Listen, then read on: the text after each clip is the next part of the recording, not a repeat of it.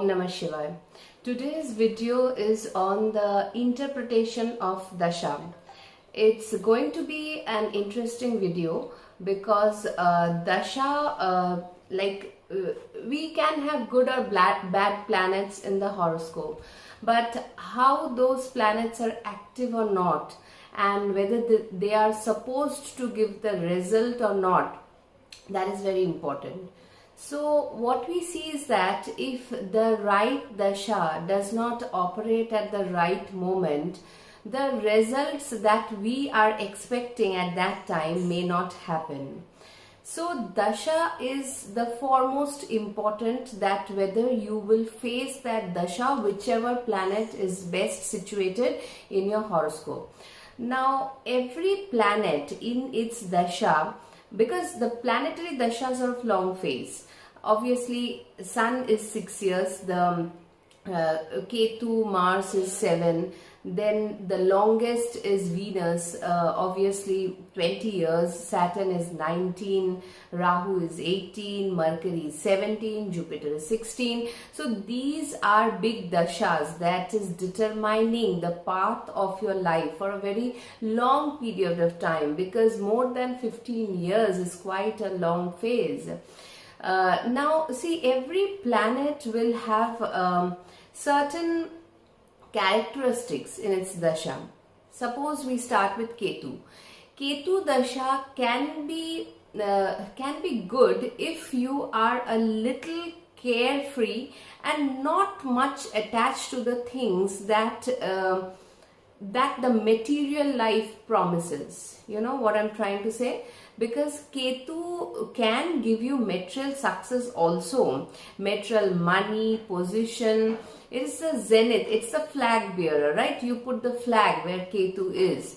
But the thing is that how much you get also in Ketu Dasha, it keeps an irritation unless you are very okayish with the results and you don't care whether the results are very profound or not.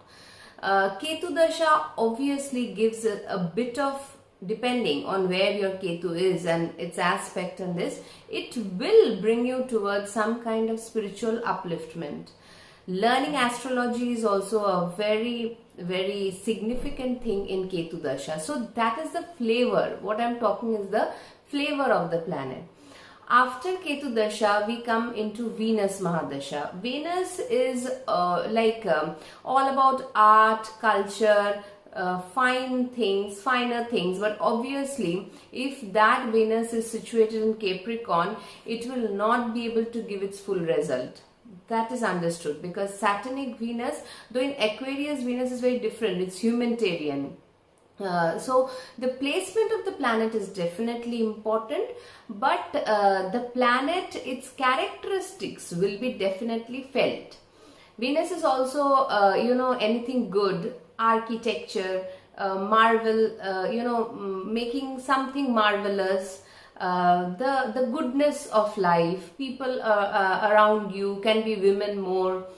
Obviously anything, Venus is a very, I always say, it's a very finer aspects of life. So Venus Dasha will bring such flavors in your life. Obviously if Venus Dasha comes, relationship is also a very important factor. How you maintain the relationships, there can be people around you, and how you maintain it or you do not maintain it, you are unable to cope up with it, that the Antardashas will also determine. After Venus comes Sun. Sun Mahadasha, see, Sun is the soul, and it is also the very brightest planet, which now makes you realize how to manage, because managerial. Sun is, when there is a prominent Sun in the horoscope, I find people manage things very well. They know how to where to put the cut a boundary, and where to how to manage things in their daily life. They become systematic also. The Sun, having a good Sun, people are usually disciplined, usually. Yeah, it can inflate your ego if the sun is too highly placed, like Aries, 10th house, Leo. That can also happen. But that is the characteristics of the sun in its dasha. And you'll have less people around you because sun is, as I said, the king. Usually you can have associates, but friends is less in this kind of a dasha. Moon dasha. Moon is a very emotional dasha, and your internal feelings can take a major role in this phase. And this moon dasha is in whatsoever way, it will be very emotional, and it can bring you to a point where the emotions are too high also. That also too should be taken care in the moon dasha. Moon can make you, if it's a good moon placement, it can bring you towards public dealings, and that can be in many form, like whether through like even in a bank also people deal with public, and even in a gathering, in political scenario also people deal with public. But the main here is the emotional factor of your life. One has to be quite careful regarding that, so that it's not harmed in the process. You can grow in moon dasha also. The internal growth, the mental growth, that can also happen. Mars dasha, Mars is a very stubborn planet. The change from moon to Mars is very, very huge, and Mars usually makes a person a little raw. I mean, in the sense that more practical, more cutting edgy. They can be associated with sports. They can be a little rough because Mars is a rough planet in that way. And also Mars can make a person very materialistic because that is how the planet acts, and it tells that you look after yourself, because Aries is the self, and then if yourself you have taken up to a certain heights, you can help others also. Then comes Rahu Mahadasha. Rahu Mahadasha can go, very extremes, and very few Rahu placement are actually, when I'll do the particulars of Rahu Mahadasha, I'll speak in that. So Rahu can be very deceptive also. It can bring Rahuish people in your life, where sometimes Rahu makes you think, too much high ambition or too much over the top, that is unrealistic. So in the Rahu Mahadasha, or in the 3, 6, 11, 10 Rahu is having some other issues, though 10 Rahu is told very good everywhere. But what I find is that the profession is not the usual, and it takes a bit of time to get towards that Rahu. Rather, the 3, 6, 11 Rahu is a little bit, in my opinion, better. It gives you a sense of understanding and growth, and if it is aspected by Jupiter, Saturn, I feel Rahu works better in my sense. It is, at least its way is a little controlled. That's the thing. Then Jupiter Mahadasha after Rahu is obviously a little bit, if Rahu is too highly ambitious dasha for your case, Jupiter can seem a bit subdued. If Rahu was very traumatic and it was very difficult to handle, then Jupiter brings better results. And Jupiter 16 years of Mahadasha is it is about learning, it is about understanding, it is about teachers, it is about accumulation of, how to lead a little bit sattvic life, a better life, a balanced life, and not to be over enthusiastic about things. It's a teacher, right? So that kind of an attitude comes in you.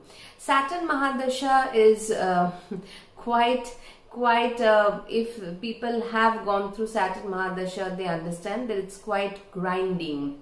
It puts a lot of pressure on you, because Saturn is the profession, 10th and 11th house, and that's why people feel like they are too much under pressure at times, and it does not give easy result.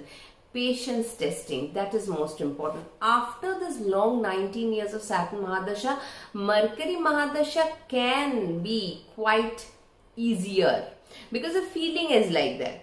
whether it is easier or not may not be, it's always may not easy, the Mercury Mahadasha, because Mercury is a very quirky planet. It is outsmarting people, judgmental planet. It can take you, it can make you, see, Mercury is also a prince. It can suddenly, after Saturn Mahadasha, it can make you very rigid in your approach, or like the child, no, they give they want something, they want, so many things. Crafty it can make you. It can make you very particular about one thing that in your life that you want, because after Saturn, what I've seen is that Mercury Mahadasha feels a little lighter. Obviously it's not like Saturn, it's quite a benevolent planet, and then the person needs to do whatever they want to do, and it's very difficult to difficult in the sense the person is quite having a rigid attitude.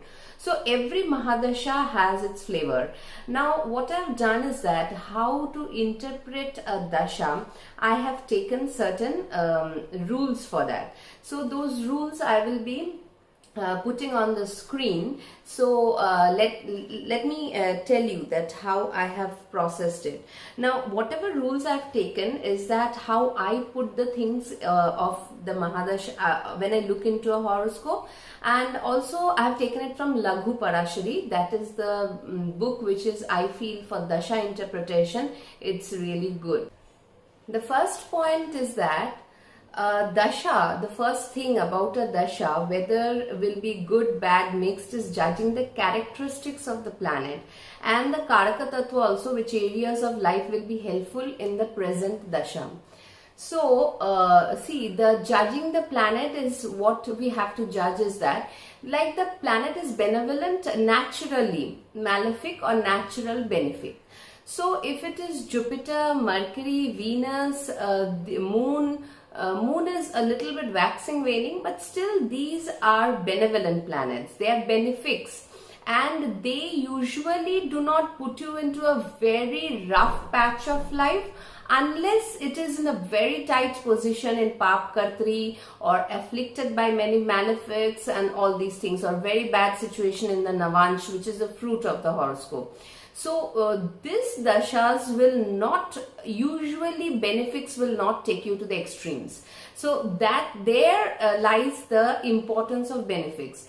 Malefics like Saturn, Rahu, Ketu, Mars, Sun also, they take you to the extreme positions of life because they want you to grow in this way. That is why malefics are welcomed in the Upachya houses, because see, if you are leading a life which is sedentary, which the benefics can also push you, but usually what I am telling is that usually benefics do not take you to a uncomfortable zone. Usually malefics, they do that because the process which the malefics work is that they want you to go through extremes kind of conditions, so that you grow and you put your all the efforts in your life, and betterment in your life happens. But that is a grilling process. What I'm trying to say is that now the thing is that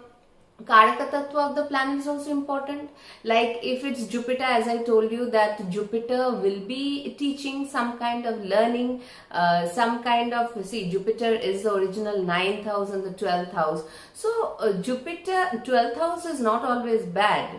And so understanding life in a vast space, it is usually Jupiter Dasha, if not very bad place, will try to give good results. And maybe in certain cases I'll discuss that also, that how the Dasha impacts different ascendants. But here I'm just putting forward how you can interpret a Dasha.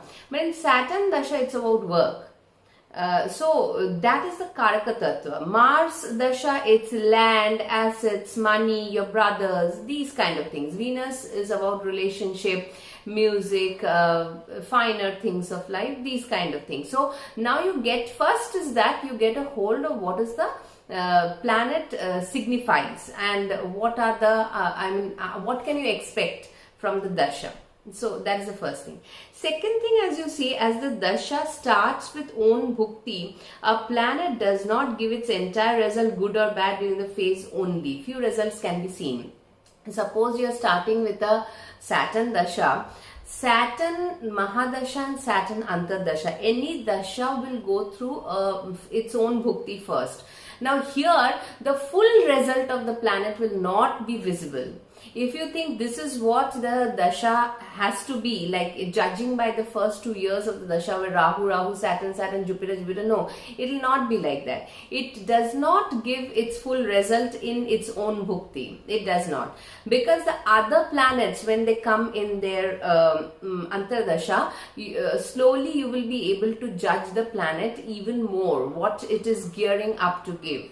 So that is the thing. So any planet in its own Dasha, Antardasha will only show few results, how it is going to affect you. Okay. Now the third point.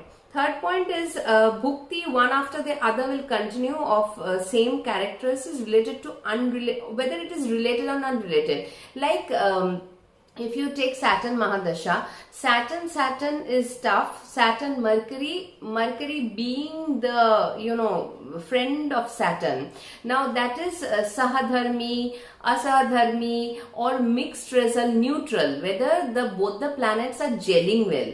Now gelling well also has a way of seeing how the planets will gel well or not.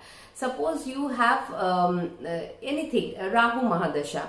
Now when Rahu starts, it will not show all the results. Now when Rahu Jupiter is a second Antardasha, Rahu Jupiter does not go well. It gives some kind of problem in the sense, a bad name also you can give. It can give. So it is not usually very good, this Rahu Jupiter. So because both the planets are not gelling up.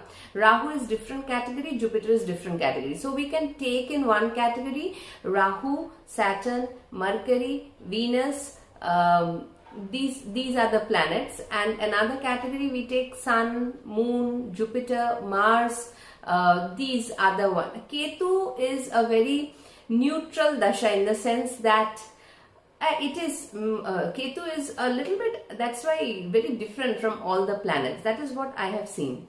So here you have to judge whether both the planets have the same characteristics or not. So it will give its result according to that way. Whether the characteristics are matching or not, that is very important. Now see the fourth point, to judge a dasha, bala of the bal of the planet is important, especially the sthan bal and the dig bal. Now this I have seen is very much very much important in judging the dasha.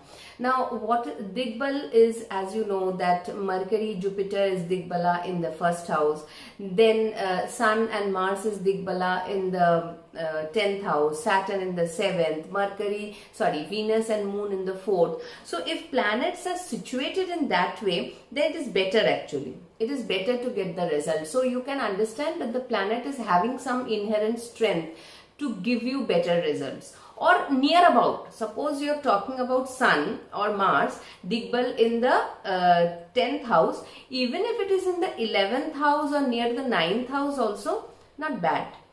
But when Mars comes into the 4th house, 5th house, it's not a good dasha. Usually it's not. It is losing its thanbal.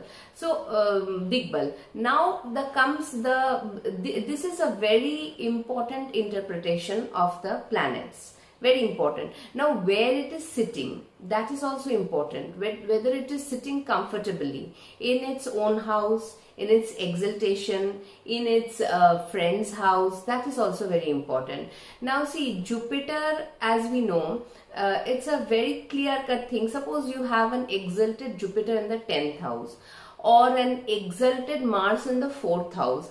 These are little dashas whose interpretation is a little different. When house-wise Jupiter or Mars, here Mars in the 4th and Jupiter in the 10th, if they give the result according to the house, it is not very good.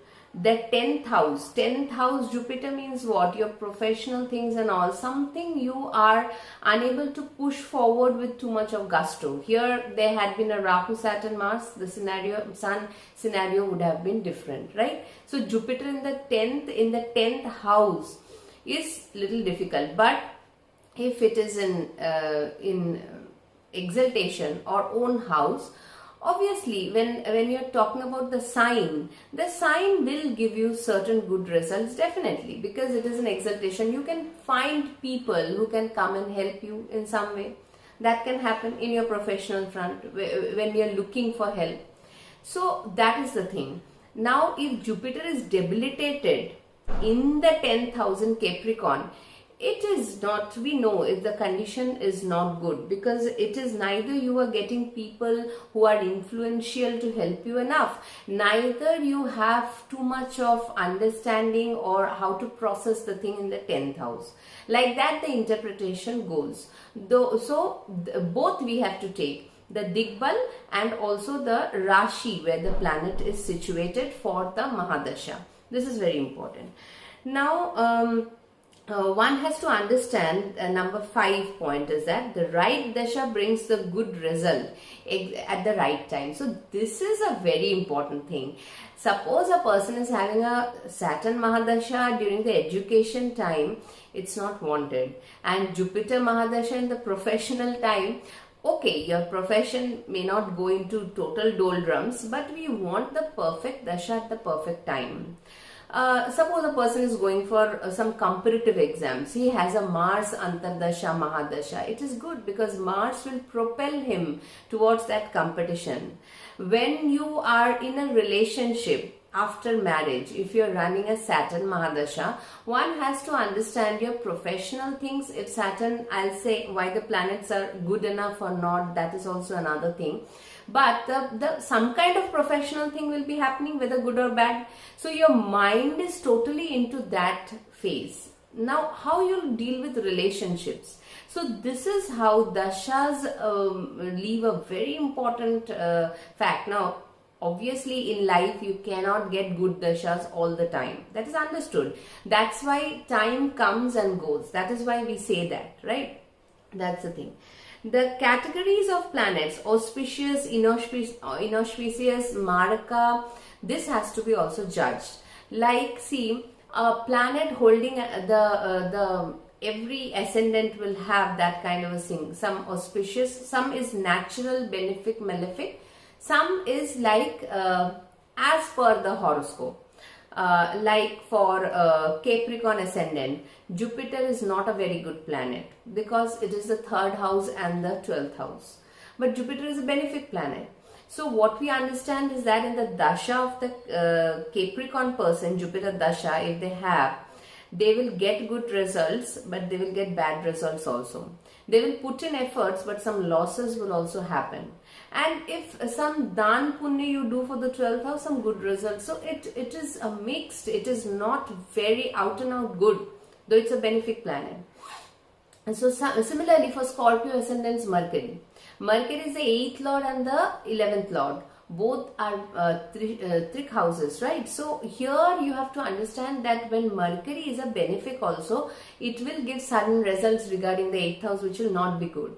And it can bring you money also, it can give you a lot of networking also, it can give desire fulfillment also. So both will happen. So that is why this kind of a judgment in a dasha is very important. The categories where it falls. Suppose for a Leo ascendant, Saturn is the 6th and the 7th lord.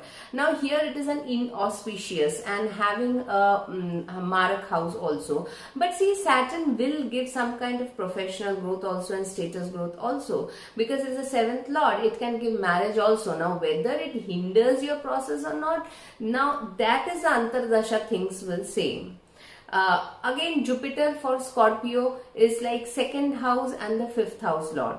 So 5th house, it is a good house, very good house. But 2nd house, because it has mark touch, if the placement of Jupiter is not very good, certain results which are not wanted will also happen. Like that we have to judge. Now the dasha will give long-term results. And in the house, is it sitting, and the 2 signs it owns. Dasha interpretation is always long term. It is not a short term thing, because short term for 2 years, 2.5 years, we'll see the Antardashas. Dashas, whatever result you're expecting out of a Saturn in the 10th house, or a Rahu in the 11th house, or a Mercury in the first house.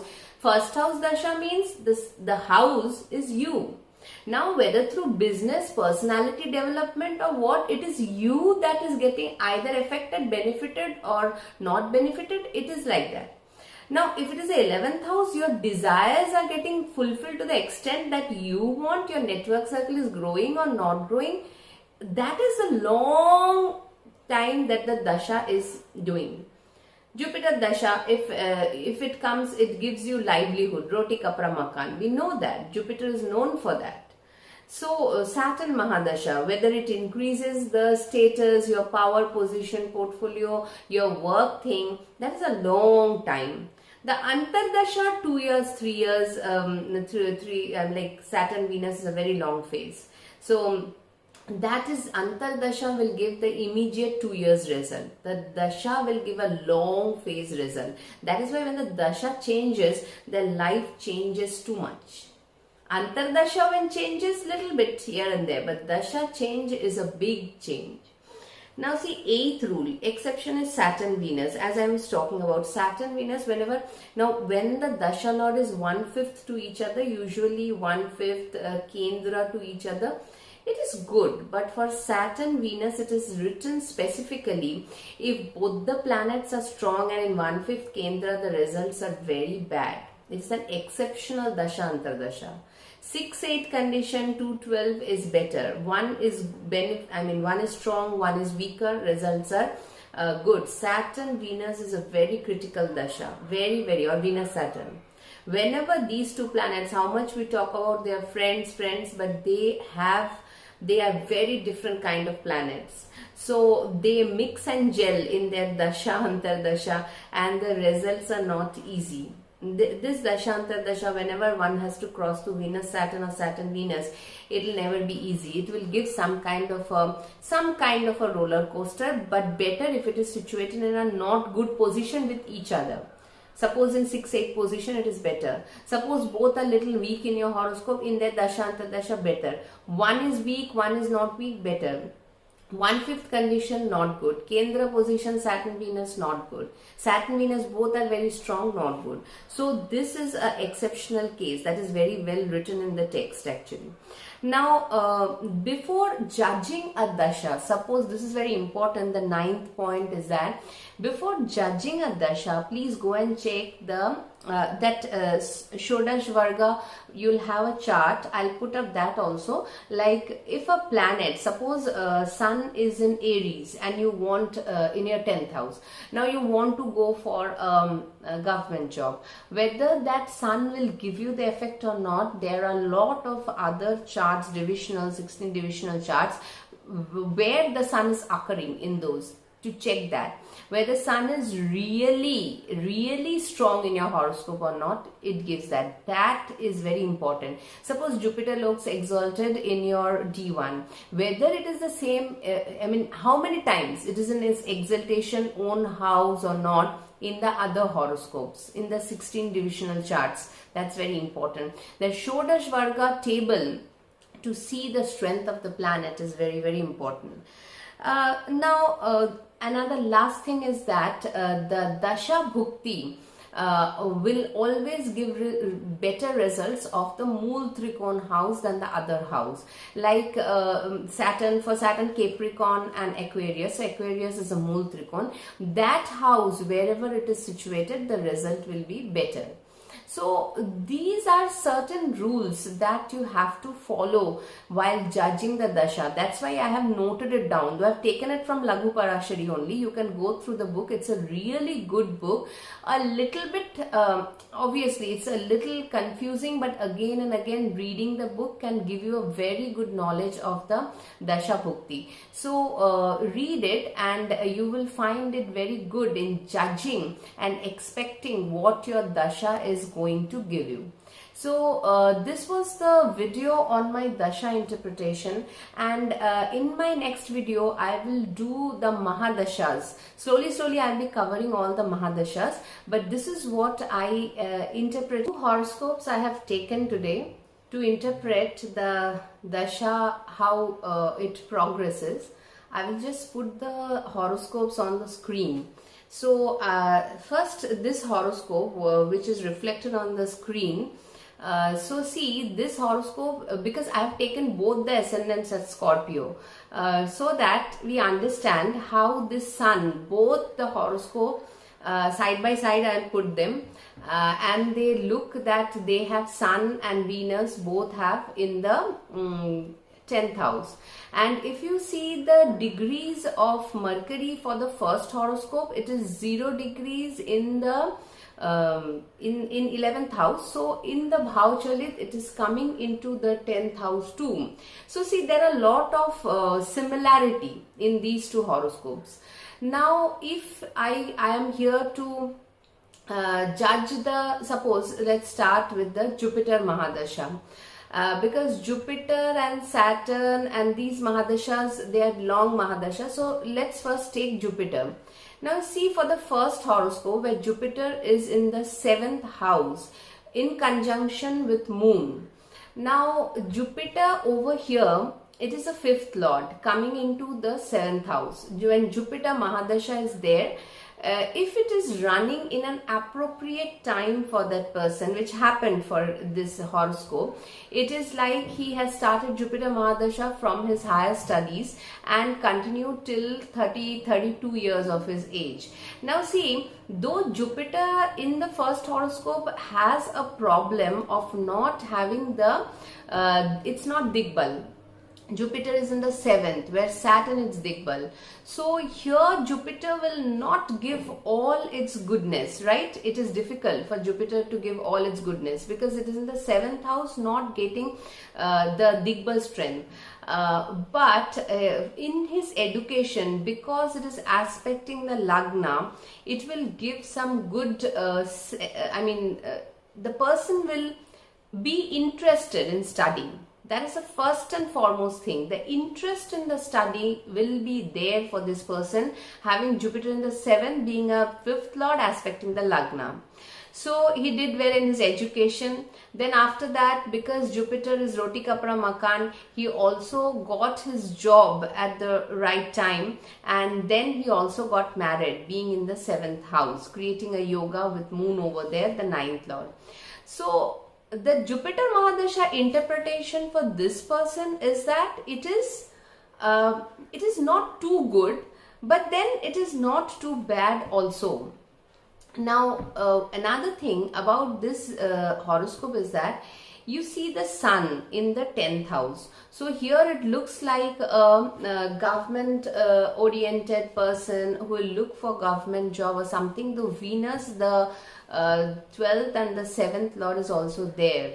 Now Venus sitting in the 10th house, you have to judge how the Sun is able to give him or not. Now I will show you the Shodash Varga horoscope. Now it is reflected on your screen. You see the Sun over there. The Sun is repeated so many times in Leo. You can see that 5, 5, 5. How many 5s are there? 1, 2, 3, 4, 5. So 5 times it is in Leo. 1 time it is in Taurus. 2 times in Virgo. Once debilitation in Libra.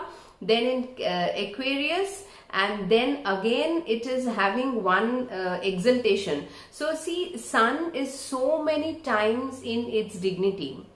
Out of these Shodash Varga tables, so many times Sun has come into its dignity. That means that whenever that Jupiter, Sun or any other Dasha, Antardasha of the Sun clicks, it will be good for him. The 10th house Sun over there. So judging the Sun in this way is very important. I mean, this table, the Shodash Varga table, gives you an idea that how the planet are acting or behaving. Now come to the second horoscope. Now see, this horoscope has an uncanny similarity with the first horoscope with Sun, Venus, Mercury in the 10th. When we are looking into the horoscope, it looks really good. Now see the conditions. Again, if we take Jupiter Mahadasha, Jupiter Mahadasha is acting again in an appropriate time for that person, but the Jupiter is in the 12th house. He can remain the 5th lord in the 12th house, and 5th house is having Rahu. Now here lies the problem. Jupiter is unable to give its full result. Neither it is aspecting the Lagna, neither it is aspecting the 5th house, nor it is aspecting the 2nd house, and Rahu being in the 5th house, it will aspect the Lagna now. Now Rahu, Jupiter, Mahadasha, 5th house is active, obviously, 2nd house is active, but Rahu is working through that Jupiterian sign. His ambition or goal or the way he wants to studies or whatever can be a little delusional. Is it not? Because Mars is also with Ketu, and in very tight degrees, Mars Ketu. Now Mars Ketu can give a boiling fire inside you. Obviously it is that kind of a condition. Though in Virgo Virgo is a earthy sign, it is okay, it is not that destabling, but still Mars, the Lagna lord, being with Ketu and Rahu aspecting the Lagna, can give you certain thoughts which are out of reach or a little bit always. This is a problem when Rahu aspects the Lagna or on the Lagna. The thoughts are a little out of reach or out of means and not always practical. It makes you run towards it. Now whether that thought will fructify into reality, that is a problem. Now see, this person will also have an inclination towards some kind of a government job orientation, managerial, government. There are 3 good planets. Now come to his Shodash Varga chart. Now the table. Now you see Sun, how many times is repeated? See, once it is in Leo, it is in Sagittarius, that is good. Then 3 times in Sagittarius, 2 times in Leo, once in Aries. Now the dignity of the Sun is not bad. It's not bad. He may try and get through the examinations after a repeated try, but then it is not like the previous horoscope. You know, that is the thing. So here the Shodash Varga table shows the difference, though from the D1 we are feeling both the charts are more or less same, but it's not like that. And also the Jupiter Mahadasha over here, it 12th house Jupiter, one thing is that some seclusion, some going far away for studies, staying alone, not getting, because 12th Dasha is not like the 7th Dasha. 7th is out in the public. 12th house is not that, it is seclusion. So here first difference is made. Second is that Jupiter aspecting the Lagna of Scorpio, its own friendly drishti towards the Mars Lagna, and Jupiter in the 12th will always make a difference. In the education, all these are, or the Dasha, judging of the Dasha. Now also Jupiter in the 12th can give expenses also, that it can also give. The Rahu is sitting in the house of Jupiter. So as this house is activated, Rahu will also get activated. So it's a little bit of confusion in this horoscope. Whatever we see in the previous horoscope and this, if you judge it side by side, you'll be able to see that the confusion in the second horoscope, because Rahu is aspecting the Lagna and Saturn is aspecting the Moon, it gives a confusion with sometimes depression, because Saturn aspecting the Moon, though the Moon is in also Shravan Nakshatra here in Capricorn, so the Moon is also getting the roughness of Saturn and not aspected by Jupiter or any other good planet in the second horoscope. So this is how you see we judge a horoscope. In the previous horoscope, Jupiter was with Moon. It is though a little bit distance in its degree wise, but still the Moon is much in a benevolent condition and not aspected by Saturn. And so that is the reason. See, this is how we have to judge the horoscope, judge the dasha. Two Jupiter dasha behaving in a totally different way. In the previous horoscope, when Jupiter is in the 7th house with Moon unafflicted, and also Jupiter houses Pisces and Capricorn, they are not housing any planet. In the second one, Jupiter is in the 12th house, and then the Jupiter house is having Rahu, it is aspecting the Lagna. Moon is also in not very good condition in the 3rd house, aspected by Saturn. Lot of efforts, sometimes efforts cannot be paid well. So this is how the dasha interpretation of a single, why I have taken this is that two lagnas, same dasha, they are behaving in very different way. So this is how I will be doing all the dashas also. Jupiter, Saturn, Rahu, Mars, all the dashas slowly I will be able to do for you. Now and in each dasha I will be speaking about each ascendants also in each Mahadasha, so that how the ascendant should expect that dasha more or less to go. So as of now, this is the video I wanted to make on the dasha interpretation, and let me see when I can make my next video. Hope it gives some help to you regarding your judgment. By your own, you can judge your dasha in at least 20, 30, 50% of what you're expecting from the dasha you're going through. Thank you. Have a good day. Om Namah Shivaya.